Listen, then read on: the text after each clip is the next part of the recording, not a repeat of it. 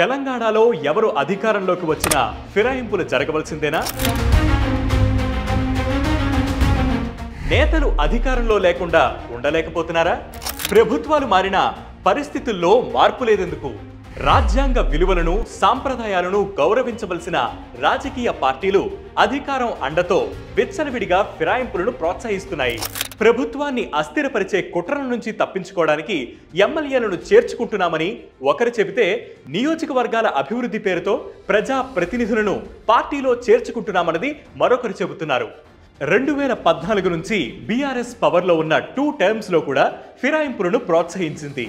మొదటిసారి గెలిచాక 15 మందితో టీడీపీ శాసనసభాపక్షాన్ని విలీనం చేసింది. అలాగే పలువురు కాంగ్రెస్, వైసీపీ ఎమ్మెల్యేలను పార్టీలో చేర్చుకుని కొందరికి మంత్రి పదవులు కూడా కట్టబెట్టింది. రెండోసారి 88 స్థానాల్లో విజయం సాధించి ప్రభుత్వాన్ని ఏర్పాటు చేసినా కూడా బీఆర్ఎస్ ఫిరాయింపులను ప్రోత్సహించింది.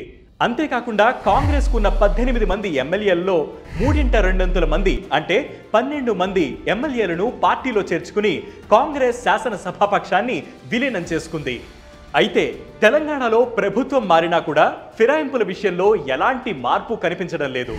కాంగ్రెస్ పార్టీ అధికారంలోకి వచ్చిన 6 నెలల్లోనే బీఆర్ఎస్ పార్టీకి చెందిన 6 ఎమ్మెల్యేలను 6 ఎమ్మెల్సీలను కాంగ్రెస్ లోకి చేర్చుకుంది.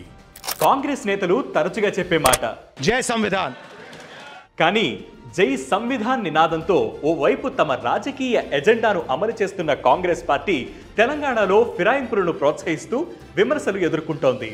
ఒకవైపు రాజ్యాంగాన్ని పరిరక్షించాలంటూనే మరోవైపు దాన్ని అపహాస్యం చేయడం తీవ్ర చర్చనీయాంశమవుతోంది. ఫిరాయింపులనేవి రాజ్యాంగంలోని 10వ షెడ్యూల్కి విరుద్ధం. ఒక పార్టీ గుర్తు మీద గెలిచి మరో పార్టీలో చేరిన ప్రజా ప్రతినిధులపై అనర్హత వేటు వేయాలి.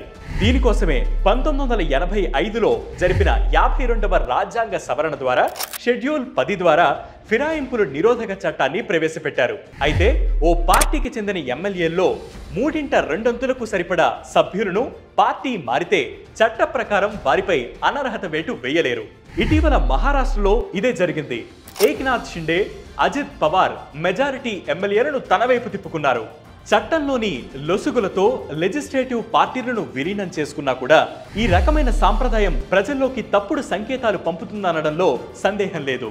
తెలుగు రాష్ట్రాల్లో సర్వసాధారణమైన ఫిరాయింపుల సంస్కృతి మారకపోతే రాబోయే రోజుల్లో ఇదొక ఆనవాయితీగా మారే ప్రమాదం లేకపోలేదు. ఏ పార్టీ తరపున గెలిచినా కూడా అధికారంలోకి వచ్చిన పార్టీలోకి వెళ్ళిపోవచ్చన్నప్పుడు తప్పుడు సాంప్రదాయం ద్వారా చట్టసభల్లో చట్టాలు చేసే శాసనసభ్యులే రాజ్యాంగ విలువలని అపహాస్యం చేసినట్లవుతుంది. ఇలాంటి ట్రెండింగ్ వీడియోస్ మరియు ఎక్స్ప్లెయినర్స్ కోసం వే2 న్యూస్ యూట్యూబ్ ఛానల్ని సబ్స్క్రైబ్ చేయండి. దాంతోపాటు వే2 న్యూస్ యాప్ని ఫ్లిప్ చేయండి.